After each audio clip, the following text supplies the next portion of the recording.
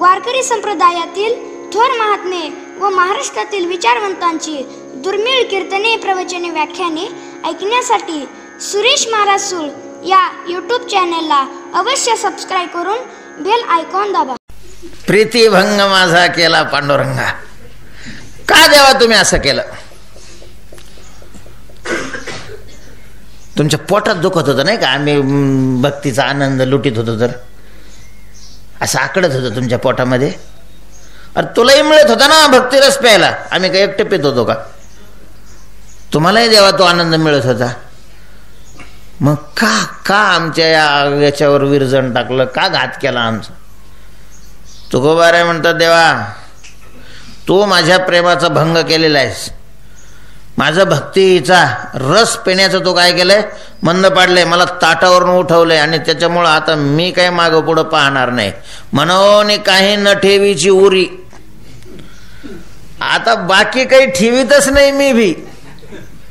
मला धंदा बंदच करायचा आहे आता एरवी तरी.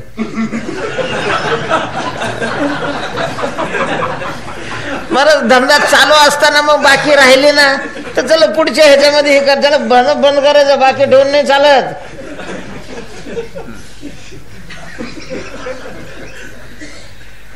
म्हणून काही न ठेवीची उरी. तुकोबाराय म्हणतात, आता मी काहीही उरी शब्दाचा अर्थ काय? बाकी ठेवणार नाही. तुझी वर्मच बाहेर काढतो आता. आलो वर्मावरी एकाएकी. मला माहिती तुझी वर्म, तुला असतील सगळ्या जगाची वर्म माहिती, पण पठ्ठ्याला तू काही साधं समजू नको. मला ज्याला जगाची वर्म माहिती आहे त्याची वर्म मला माहिती आहे. आणि आता ती तुझी वर्म मी जाहीर केल्याशिवाय राहणार नाही. प्रत्येकाची काही ना काही वर्म असतात. वर्म म्हणजे त्याला इंग्रजीमध्ये शब्द आहे वीक पॉइंट.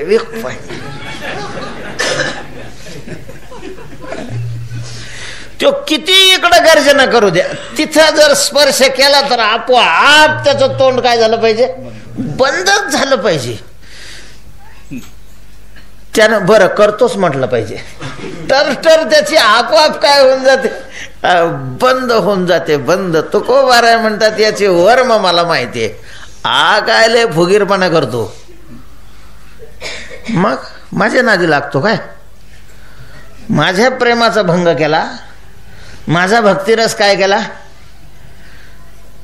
संपवून टाकला. का? प्रीतिभंग माझा केला पांडुरंगा, भक्तिरस सांगा काजी तुम्ही.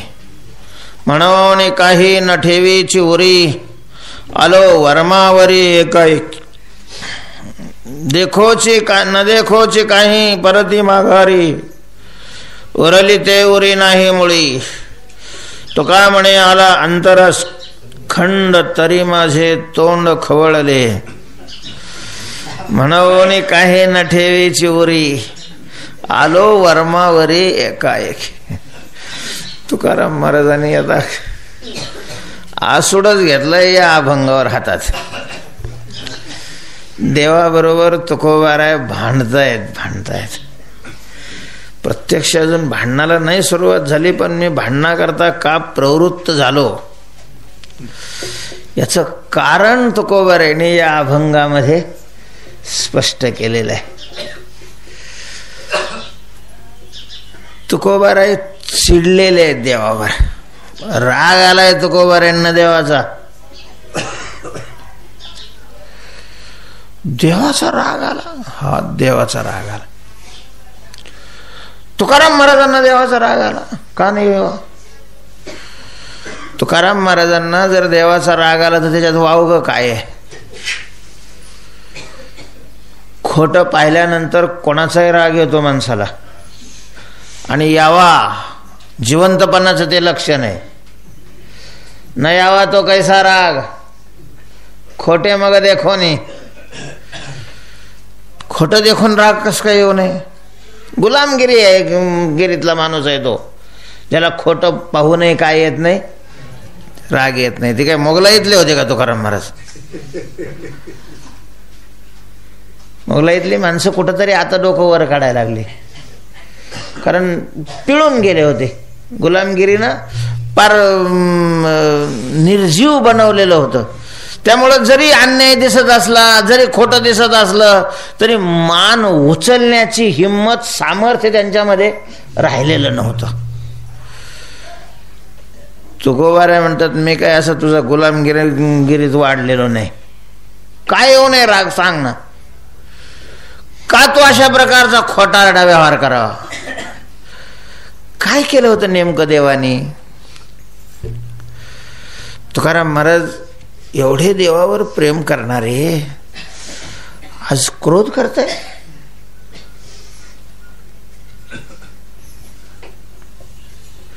असं काय घडलं देवाकडून? घडलं नाही, केलं.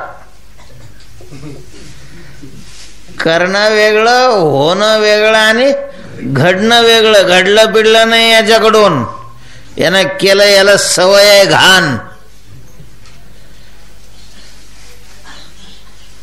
घडल्यावर कशाला तुकाराम महाराज चिडले असते?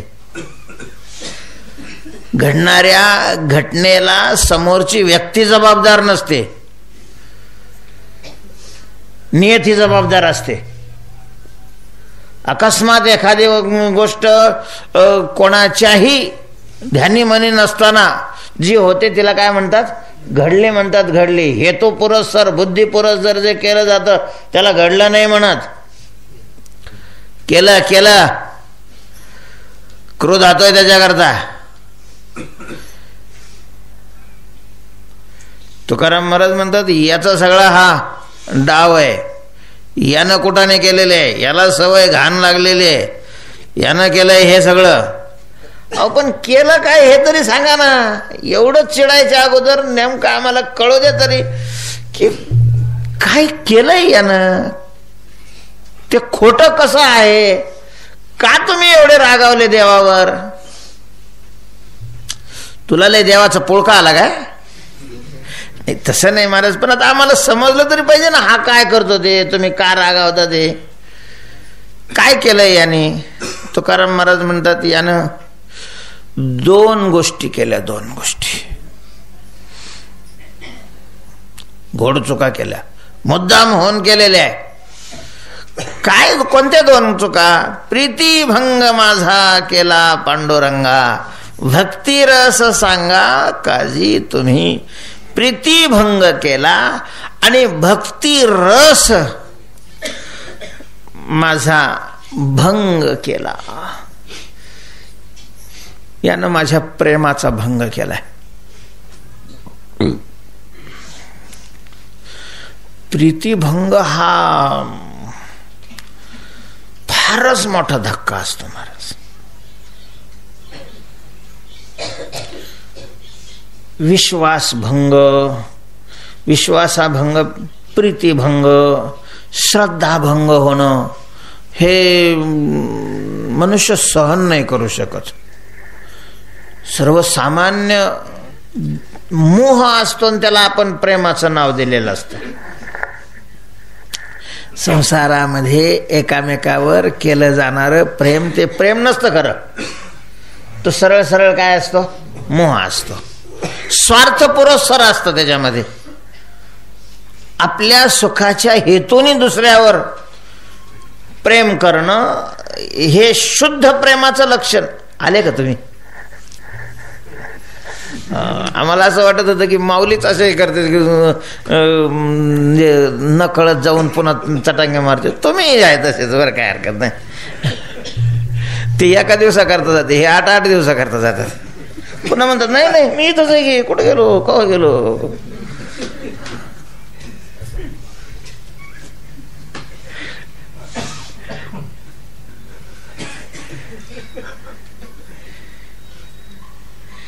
एखाद्या माणसाने एखाद्यावर विश्वास ठेवावा.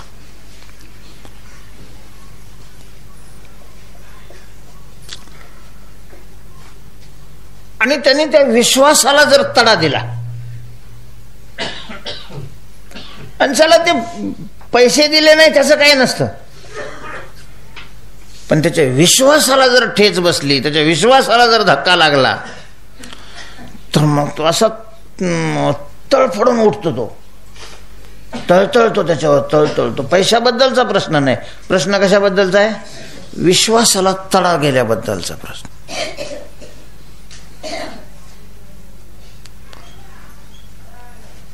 विश्वासापेक्षा प्रेम जास्त नाजूक राहत. आणि तुकोबाराय जे प्रेम करत होते ते तर निस्वार्थ प्रेम होतं. तेव्हाकडून तुकोबारायांना कसलीच अपेक्षा नव्हती. महाराज, सिद्ध भक्त जे असतात, साधक भक्तांना तरी किमान मुक्तीची काय असते? अपेक्षा असते. सिद्ध भक्त जे आहे त्यांना तर मुक्ती लागत न लगे मुक्ती. केवळ देवाची सेवा, सेवेचा आनंद लुटतात ते. सेवा करतात, काहीच घेणं नाही देवाकडून त्यांना. आणि मग अशा प्रेमात ज्या वेळेला भंग होतो, त्या प्रेमाला तडा जाण्याचं काम हा करतो. मग त्यावेळेला तुम्ही सांगा कोण चिडणार नाही? मुलगा बापावर चिडेल, बायको नवऱ्यावर चिडेल, नौकर मालकावर चिडेल, आणि भक्त देवावर चिडतील. तुकोबाराय म्हणतात, यानं माझा प्रीतीभंग केलाय, प्रेमभंग केला, प्रेमभंग. भक्तिरस ज्याची आम्हाला खूपच गोडी आहे.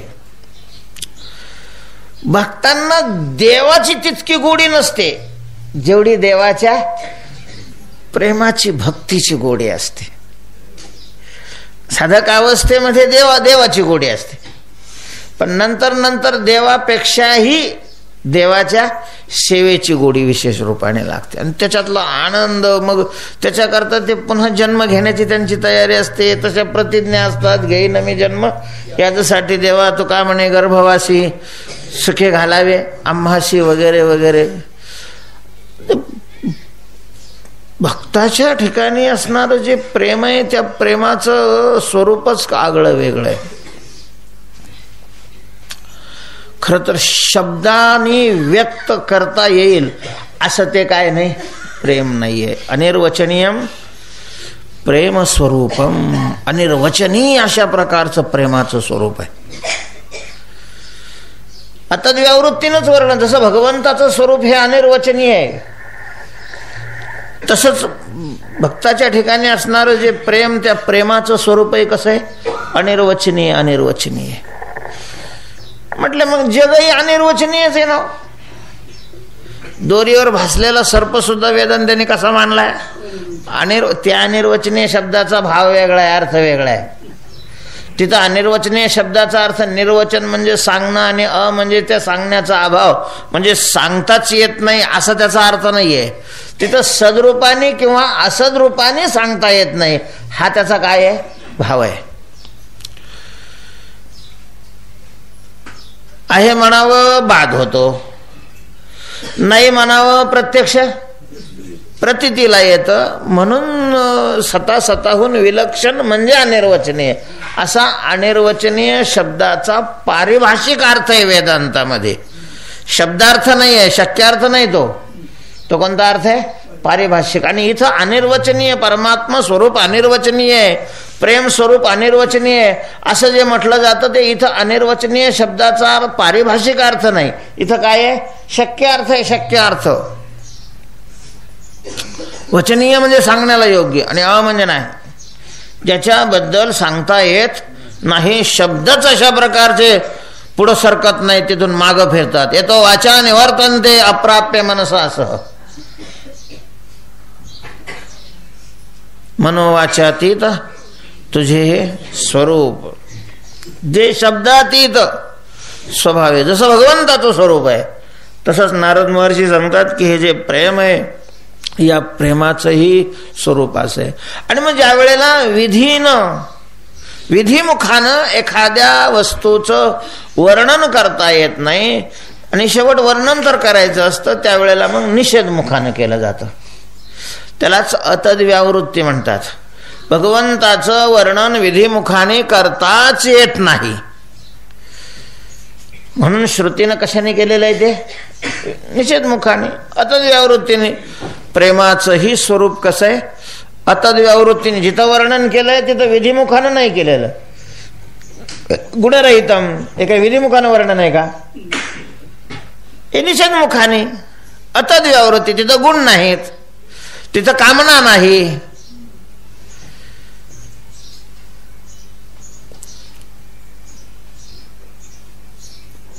अनिर्वचनीय अशा प्रकारचं प्रेमाचं स्वरूप आहे. फारच उच्च दर्जाचं ते प्रेम आहे. महाराज हे प्रेम भक्ताला पागल करेल याच्यात आश्चर्य नाही. देवाला पागल करतं. वेडा झाला लाचावला भक्तीशी. ज्या प्रेमाच्या प्राप्ती करता ब्रह्मविद्येला सुद्धा तपश्चर्या करावी लागते. महाराज या गोकुळातल्या गवळणीला भक्ती क्षेत्रातल्या सगळ्याच विरक्त महात्मे संत साधू यांनी डोक्यावर घेऊन नाचले. त्याचं हेच कारण आहे की त्यांना प्रेमाची प्राप्ती झालेली होती. तुकोबाऱ्यासारख्याने तोंड भरून त्यांचं वर्णन केलेलं आहे. धन्य बाया ऐसा नारी घरीदारी नांदती. धन्य भाग्याच्या त्या जन्मल्या गोपिका.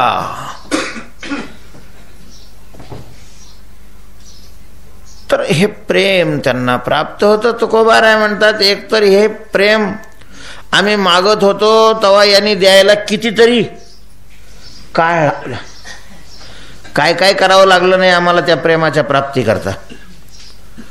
आणि इकडून तिकडून मिळालं. आम्ही त्या प्रेमाने युक्त अशा प्रकारचं भक्तिरसाचं पान करत होतो, तर त्याच्यात पुन्हा यांनी घाण केली. माझ्या प्रेमाचा काय केला? भंग केलाय. भंग. प्रेमाच्या भंगासारखा अपराध दुसरा कोणता नाहीये. हा गुन्हेगार आहे.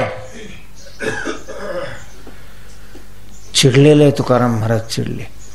तुकोबाराय म्हणतात, देवानी माझ्या प्रेमाचा भंग केला. कसा प्रेमाचा भंग केला? काय केलं नेमकं यांनी प्रेमाचा भंग करण्याकरता? तुकाराम महाराज सांगतात, काय तुम्हाला सांगावं आणि तुम्हाला सांगून काय कळणार आहे? तुम्हाला सांगणं म्हणजे एखाद्या पुत्रवतीबाईनं वांजेला सांगितल्यासारखं आहे. काय फायदा होणार आहे? नाही वंद्या विजानाती प्रसंग गुरवी वेदना. पण आता तुम्ही विचारलं म्हणून सांगायची पाळी आली. कसा प्रेमाचा भंग केला? आम्ही याला 1000 वेळेला विनंती केली, प्रार्थना केली, मागण्या केल्या की देवा पांडुरंगा काही ऐकावे मात न करावे मुक्ता तामस. देवा ऐके हे विनंती, मज नको रे हे मुक्ती.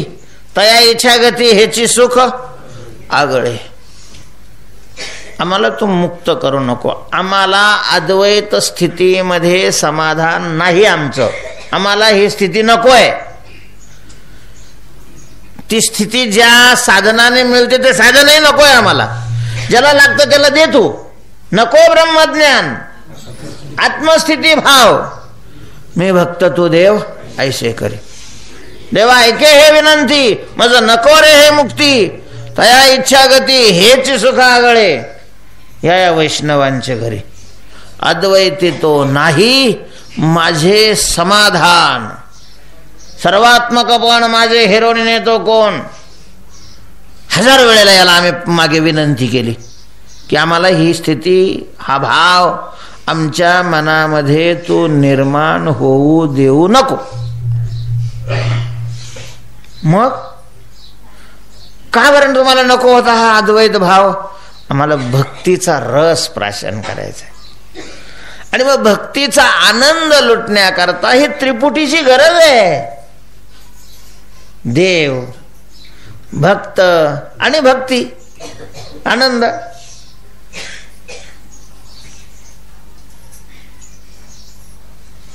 जर ही त्रिपुटी राहिली नाही,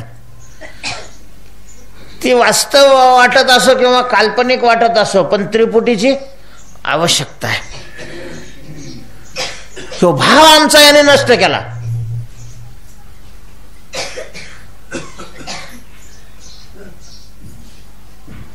देव आणि आम्ही यांच्यामध्ये भेद आहे, हा आमच्यापेक्षा श्रेष्ठ आहे, आम्ही कनिष्ठ आहोत, अशा प्रकारचा आमच्या अंतःकरणामध्ये देवभक्तपणाचा जो भाव होता, हा भाव याने काय केला, नष्ट केला माझ्या चित्तातला.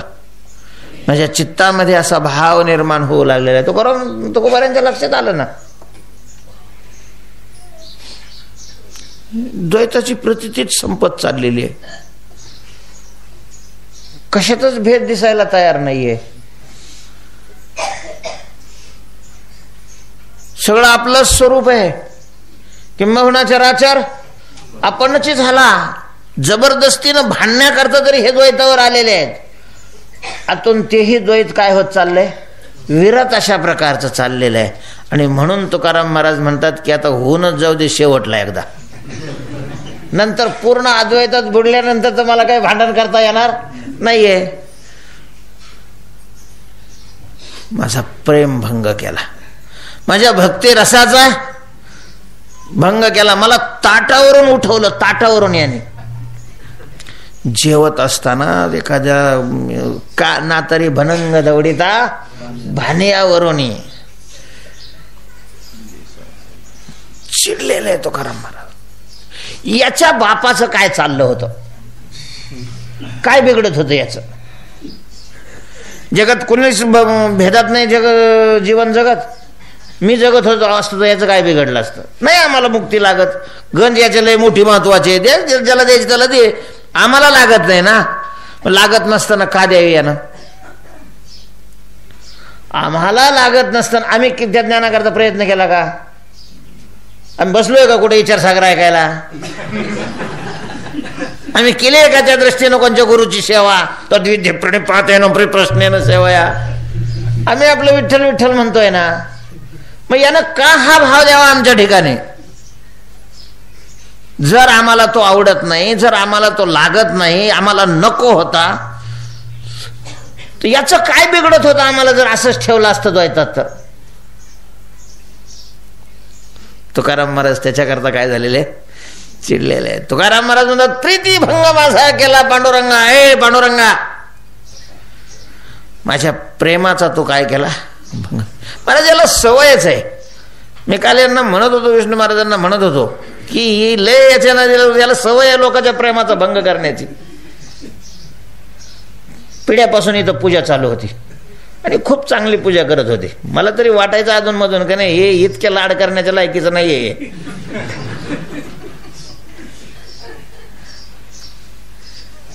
गेला काल पळून.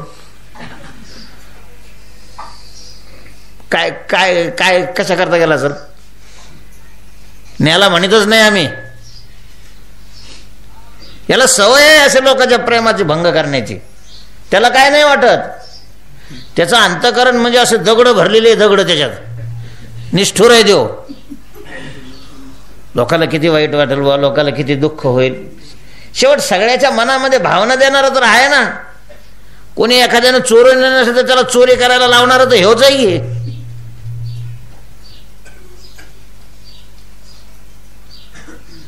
पुन्हा दुसऱ्या रूपात येऊन बसला इथं, ह्याला आला आता. पहिला जे प्रेमाचा तो भाव होता तो तर तडा गेला ना त्याला. माणसाने किती का दुःख केलं काल. आपल्या नादीच नाही लागत.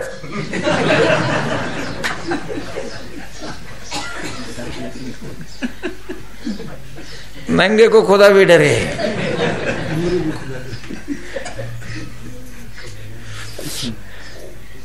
तुकोबाराय म्हणतात माझ्या प्रेमाचा यानं काय केलाय भंग, अशा प्रकारचा केला, प्रेमाचा भंग केला.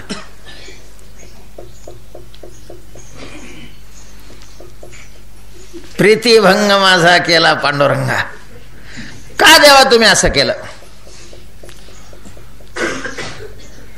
तुमच्या पोटात दुखत होतं नाही का, आम्ही भक्तीचा आनंद लुटीत होतो तर असं आकडत होतं तुमच्या पोटामध्ये. अरे तुलाही मिळत होता ना भक्ती रस प्यायला, आम्ही काही एकटे पित होतो का. तुम्हालाही देवा तो आनंद मिळत होता. मग का आमच्या याच्यावर विरजण टाकलं, का घात केला आमचा? तुकोबाराय म्हणतात, देवा तू माझ्या प्रेमाचा भंग केलेला आहेस, माझं भक्तीचा रस पिण्याचं तो काय केलंय, मंद पाडलंय, मला ताटावरून उठवलंय, आणि त्याच्यामुळं आता मी काही मागं पुढं पाहणार नाही. म्हणून काही न ठेवीची उरी, आता बाकी काही ठेवीतच नाही मी भी. मला धंदा बंदच करायचा आहे आता एरवी तरी.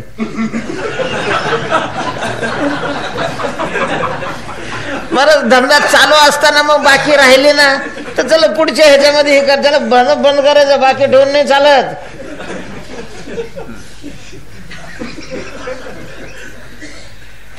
म्हणून काही न ठेवीची उरी.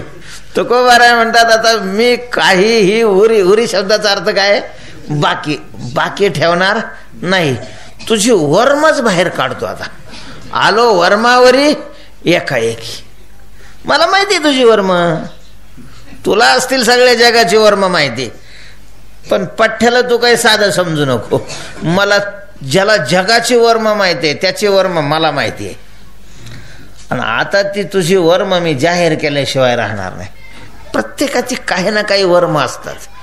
वर्म म्हणजे त्याला इंग्रजीमध्ये शब्द आहे वीक पॉइंट.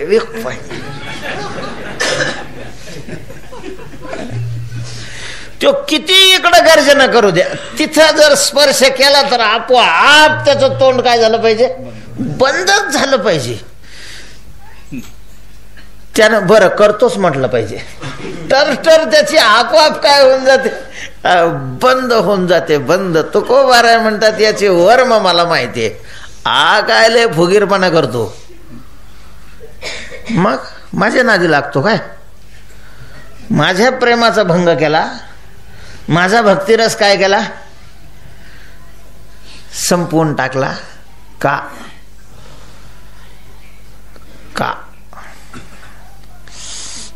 मी आता गप बसणार नाही. हे 5-6 हे अभंग हे अशाच धर्तीचे, पण आता ह्या अभंगामध्ये जरा तुकाराम महाराज थोडे उघड बोलायला लागले. मागे म्हटलं की तुका म्हणे अंग आली कठीणता, अमुच्या अनंता तुम्हायसी. म्हणजे याचा अर्थ तुम्ही जसे निर्गुण आहात तसे आम्ही काय झालेलो आहे, आतूनच तो भाव निर्माण होऊ लागला ना, प्रगट होऊ लागला ना. भगवंताची भक्ती केल्यानंतर ज्याला तद्भावना म्हणतात, ज्याला ब्राह्मी स्थिती म्हणतात, ज्याला सहज स्थिती, सहज अवस्था म्हणतात, ती सहज अवस्था आपोआप भक्ताच्या गळ्यात माळ घालते. भक्तीचा हा विशेष आहे, त्याच्या लक्षात आहे, त्याच्यामुळे अभिमान नाही निर्माण होत. योगामध्ये ज्ञानामध्ये हा धोका असतो की ती जर साधना यथावत झाली तर ती फलं येतात, पण ती फलं अशी स्पष्ट दिसत असल्यामुळं त्याचा एक अहंकार तयार होतो, अहंकार निर्माण होतो. योगाची एखादी साधना केली तर एखादी सिद्धी प्राप्त होते, भक्तीनंही त्या सिद्ध्या प्राप्त होतात, पण त्या लक्षातही येत नाही की आपल्याला ती सिद्धी काय झालेली आहे, प्राप्त झालेली आहे. सगळे 10 हात जोडून पुढे उभे असतात, त्याच्यामुळे त्याचा अहंकार निर्माण होत नाही. इतर साधनामध्ये हा फार मोठा धोका आहे, अहंकार निर्माण होतो. ज्ञानाने मुक्ती मिळण्याच्या ऐवजी अहंकाराची प्राप्ती जास्त होते.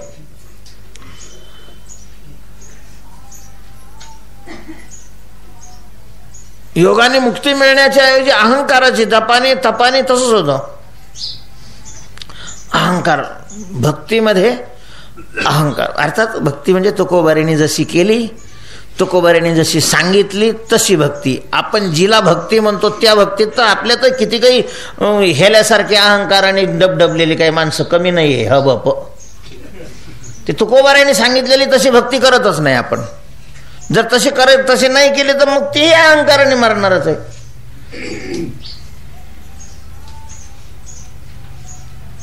भगवंताची सेवा करणाऱ्यांनी सगळ्याशी लीन असावा महाराज.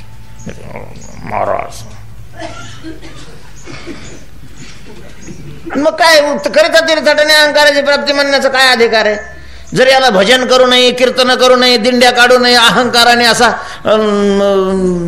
लाटण्यासारखा होत असेल हो, तर मग या साधनात आणि त्या साधनात काय फरक आहे? भक्तीचा विशेष आहे की भक्ती केल्यानंतर आहे तोही अहंकार गेला पाहिजे.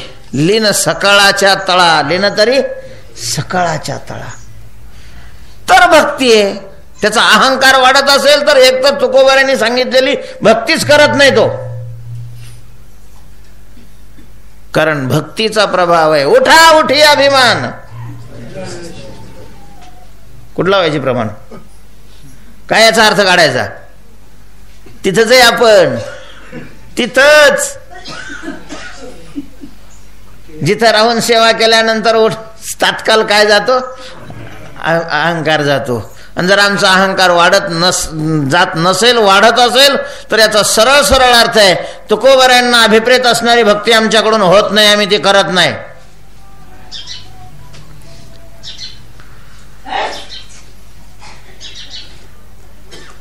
ज्ञानाचं जे साध्य आहे, योगाचं जे साध्य आहे, भक्तीचंही तेच साध्य आहे.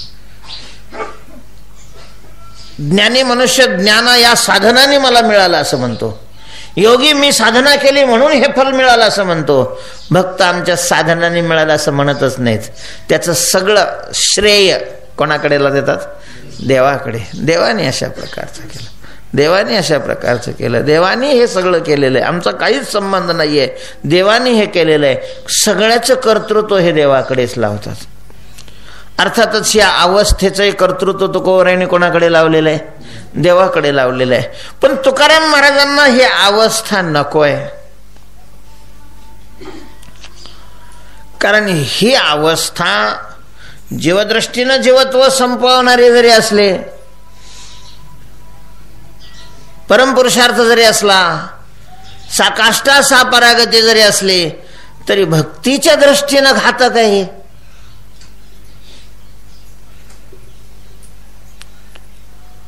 भक्तीलाच नष्ट करणारी अशी अवस्था आहे. आणि ती अवस्था आम्ही नको म्हणत असताना तू का दिलीस? म्हणून तुकोबाराय देवावर काय झालेले? चिडलेले आहेत, रागावलेले आहेत. तुकोबारायांना म्हणतात की देवा, आता मी तुझी काहीही बाकी शिल्लक ठेवणार नाही, सगळी पुरेपूर फेडून टाकतो. आता आलो वर्मावरी एकाएकी, एकाएकी वर्मावरी आलो. म्हणजे तुझे वर्म काढण्यापर्यंत माझी आता मजल गेली.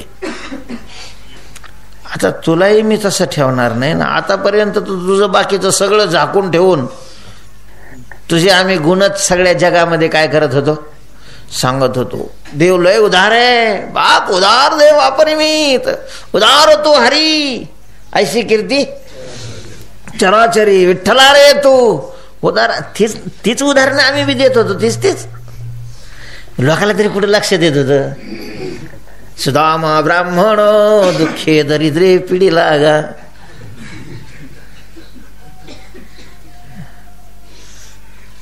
आम्हाला असं वाटत होतं की लोकांनी तुझी भक्ती करावी, तुझे गुण गावेत, तुला शरण यावं, तुझी वारी करावी, तुझा मोठेपणा वाढावा.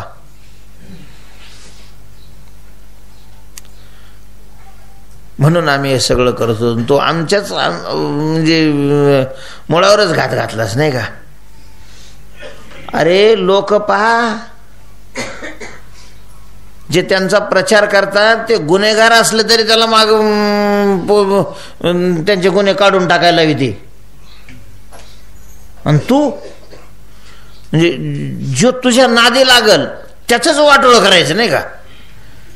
शोधितील मुळे त्याचे करीशी वाटोळे, ऐसे संताचे बोबाट. तरी सांगितलं होतं पहिल्या संतांनी, पण आम्हाला वाटलं केलं असेल एखाद्या वेळेला. आता पहिला काय स्वभाव राहतो का माणसाचा? काही बदल होतो ना, बदल झाला असेल. आता काही तसं करणार नाही, वारकऱ्यात आलेला आहे. पण काय नाही महाराज, याचा काही एवढं वय झालं तरी स्वभाव नाही बदललेला.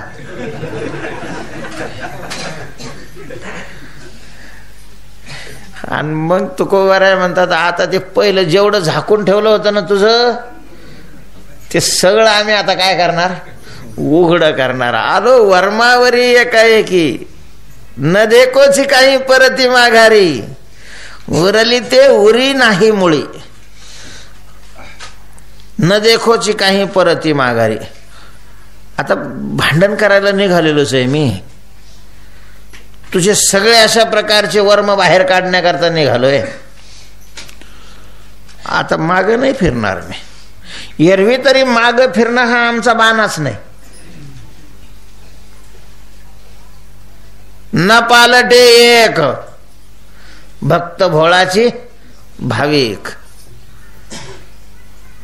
आमची जाती पालटणारी नाही. पालटणारी ती गदड्याची जात राहते.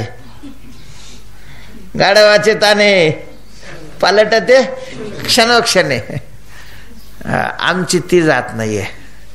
आम्हा भाविकाची जाती एक विधजी श्रीपती. जरी हे आकाशवर पडो पाहे, ब्रह्मघोळ भंगा जाये, वडवा नळ त्रिभुवन परी मी तुझीच. पालटणारी जात आमची नाहीये.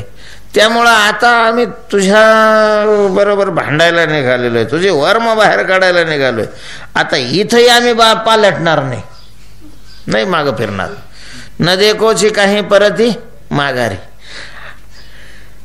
अहो पण म्हटले तुकाराम महाराज, तुम्ही निघाले देवा बरोबर भांडायला निघाले, पण तुम्हीच सांगून ठेवलेलं आहे, नीतीही सांगते की भांडणं करण्याच्या अगोदर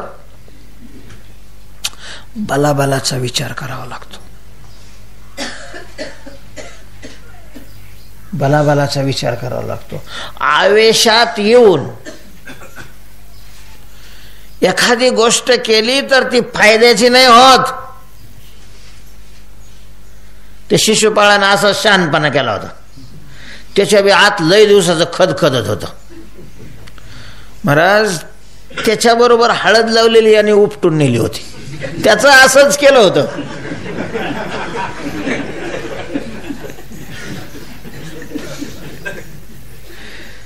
बरं काही तो म्हणला होता का हे मला द्या म्हणून.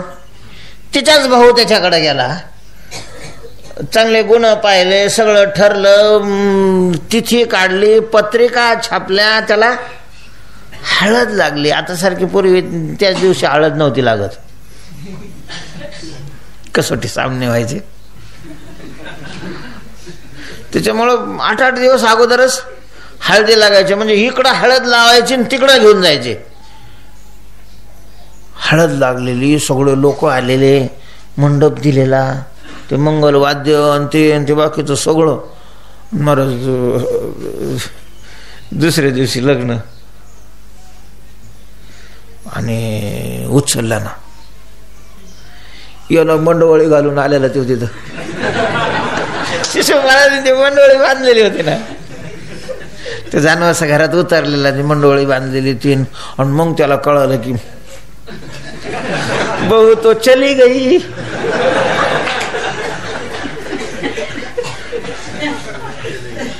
काय वाटलं असेल हो त्याला. तुम्हाला हसायला, तुम्हाला खुशाला हसायला येतं, त्याला काय वाटलं असेल, काय वाटलं असेल त्याला. त्याचाही प्रीतिभंगच केला नाही ना. तेव्हापासून त्याच्या ह्याच्यात खदखद. पण हा काय लांबचा नव्हता ना त्याचा भाऊ, आत्या भाऊच होता. तेव्हापासून तो वाट पाहत होता याचा पान उतारा करायचा. पण महाराज बालाचा काय करायला पाहिजे, विचार करायचा पाहिजे. त्यानं तो विचार केला नाही आणि ते गेलं त्याला बोलायला आणि तेच मेलं, मुंडकत छाटलं. आता काय तिथं काय युद्ध चालू होतं का काय होतं, सत्काराचा कार्यक्रम, सगळे आहेर आणून ठेवलेले. आणि एवढे माणसं महाराज कोणी बोललं नाही. विशेष हे आहे की त्याच्या विरोधात आवाज नाही काढला कोणी. काढणार कोण, प्रत्येकाला माहित होतं आपण आवाज काढला तर ते चक्र अजून त्याचं काही संपलेलं नाही. करता काय, मांजरीच्या गळ्यात कोण घंटी बांधणार. तुकाराम महाराज थोडासा विवेक पहा, शहाणं व्हा. ठीक आहे, त्यांनी तुमचा प्रीतिभंग केला असेल, भक्तिरसावरून तुम्हाला उठवलं असेल, हे सगळं जरी खरं असलं तरीही भांडणं करायच्या वेळेला बलाबलाचा विचार करावा. महाराज, चीननं भारताचा प्रदेश गिळला आहे.